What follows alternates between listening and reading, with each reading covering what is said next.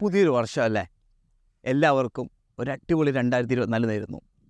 എന്നോടൊരു സുഹൃത്ത് ചോദിച്ചിട്ട് കാര്യമുണ്ട്, എന്താ വ്യത്യാസമുള്ളത്? സെയിം സൂര്യൻ, സെയിം പ്രകൃതി, സെയിം പ്രശ്നങ്ങൾ. പിന്നെ എന്തിനാണ് ഒരു പുതിയൊരു വർഷത്തെ നമ്മൾ വരവേൽക്കുന്നത്?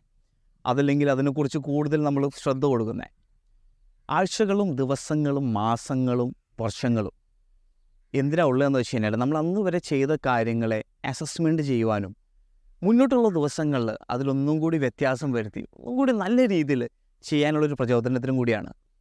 അപ്പോൾ ആഘോഷങ്ങളിലായിരിക്കും പലരും ഉണ്ടാവുക, എങ്കിലും ഒരു 10 മിനിറ്റെങ്കിലും നിങ്ങൾ മാറ്റിവെച്ച് നിങ്ങളുടെ 2023 തീരുമാനങ്ങൾ എത്രത്തോളം നല്ലതായിരുന്നു എന്ന് ആലോചിക്കുക. അതിനെപ്പറ്റി ആലോചിച്ച് വിഷമിക്കാനല്ല. അതേ ഒരവസ്ഥ നമ്മൾക്ക് 2024 വരുന്ന സമയത്ത് ഏത് രീതിയിൽ നമ്മൾ അതിനെ എതിരിടണം, അതല്ലെങ്കിൽ അതിനെ ഏത് രീതിയിൽ നമ്മൾ മുന്നിട്ട് കാണണം എന്ന് നേരത്തെ മനസ്സിലാക്കി വെക്കുവാൻ വേണ്ടിയെങ്കിലും ഒരു 10 മിനിറ്റ് നമ്മൾ ബാക്കി വെക്കുക. സോ ആഴ്ചകളും ദിവസങ്ങളും അല്ലെങ്കിൽ വർഷങ്ങളും ഇമ്പോർട്ടൻ്റ് തന്നെയാണ്. നമ്മുടെ ചെക്ക് പോയിൻറ്റ്സ് ആണ്. നമ്മൾ അന്ന് വരെ ചെയ്ത കാര്യങ്ങളെ വിലയിരുത്തുവാനുള്ള ചെക്ക് പോയിൻറ്റ്സ്. അത് നല്ല രീതിയിൽ ഉപയോഗിച്ച് 2024 എല്ലാവർക്കും ഒരു അടിപൊളി വർഷമാവട്ടെ എന്ന് ആശംസിക്കുന്നു. A very happy new year.